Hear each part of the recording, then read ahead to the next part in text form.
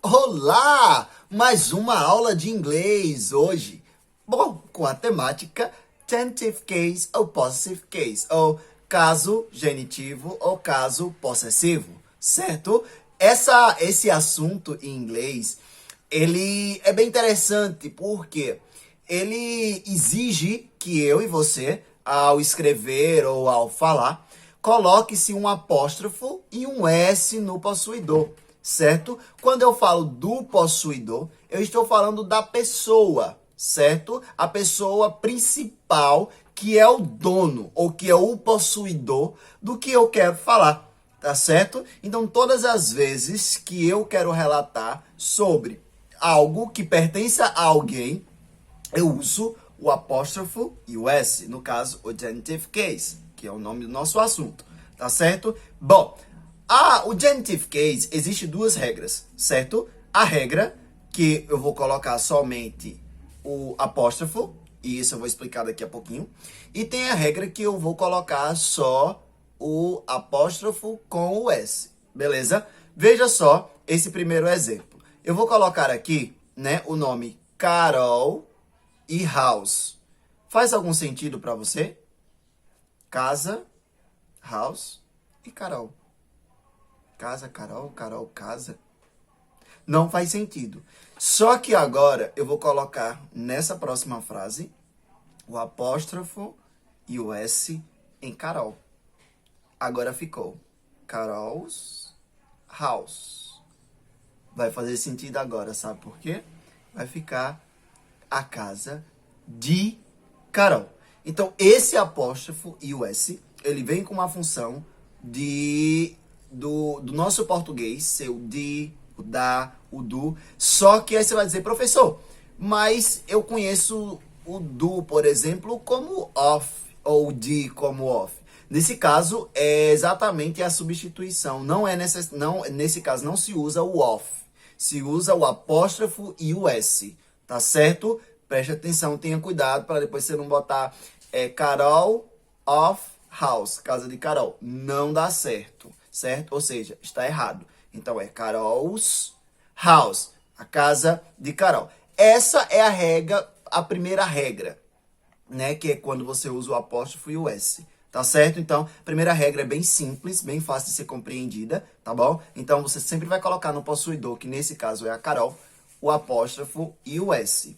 Beleza? Bom, nós temos outro exemplo, né? Que acontece de só colocar o apóstrofo, certo? Como é que eu vou saber quando é que eu vou colocar só o apóstrofo? Certo. Quando o possuidor terminar com S, certo? Digamos que ele já no seu singular já termine com S, ou esteja no plural que vai terminar com S, você só faz o apóstrofo, só coloca o apóstrofo em cima. Por exemplo, eu vou botar aqui agora, teachers e room, certo? Teachers, room. Agora eu tenho professores e tenho sala. Sim, mas fica estranho, não fica? Professor, sala, sala, professor. Então, eu quero dizer que a sala ou a sala dos professores. Então, eu vou, o teachers, que está com S, o que é que vai acontecer agora? Vai ficar teachers, só que agora um apóstrofo, ok? Somente o apóstrofo. E room, agora eu tenho sala dos professores.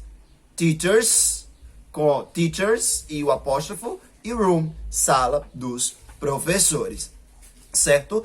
A próxima regra, ela é bem tranquila, só que agora nós vamos aprender quando usar com dois possuidores, certo? Eu tenho apenas um objeto, ok? E porém eu tenho dois possuidores, tá certo? Por exemplo, Mr. Edson is Laura and João father. Senhor Edson é Laura, João pai. Não entendi. Realmente não fica com sentido, né? Só que agora vamos ver como é que ficaria corretamente, né, após a explicação. Veja só, quando isso acontecer, o que é que você vai analisar? Primeiro, o Mr. Edson, ok, é uma pessoa, e tenho duas pessoas, não é isso? Beleza? E no final eu tenho father. Mas eu quero dizer que o senhor Edson é pai, no caso deles dois. Eu tenho dois possuidores agora, mas eu só tenho um pai, tá certo? Então, quando isso acontecer, você vai colocar o apóstrofo no último possuidor, certo? Então, vai ficar Mr. Edson is Laura and João, apóstrofo S no João, father. Pronto, agora eu tenho o senhor Edson é pai de Laura e João, certo? Então, o último recebe o possuidor, porque eu só tenho uma coisa, certo? Eu só tenho uma coisa. Beleza? Ok? Deu para compreender? Então, mais uma vez, quando houver dois possuidores para um objeto, para uma pessoa, para uma coisa, só o último recebe o apóstrofo e o S, o último possuidor. E agora eu vou explicar para você a última regra. Qual é a última regra?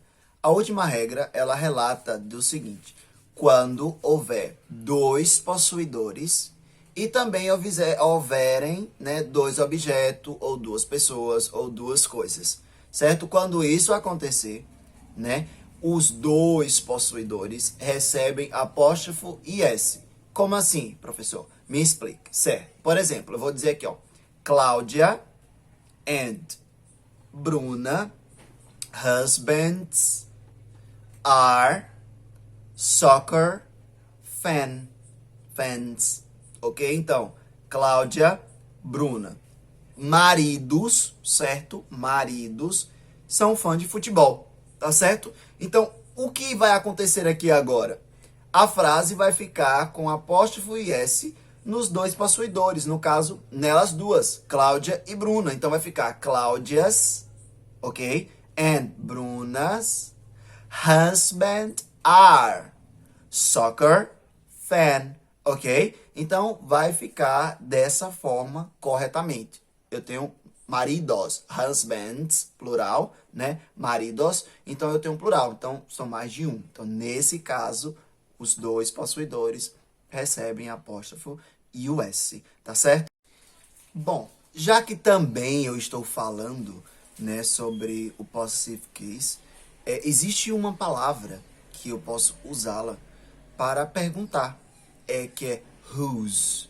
Professor, o que é whose? Whose é quando você quer perguntar, por exemplo, de quem é tal coisa, ou de quem pertence, quem é o possuidor, né? Então, de quem, whose, de quem. Por exemplo, eu posso perguntar para alguém a fazer a seguinte pergunta: whose notebook is that?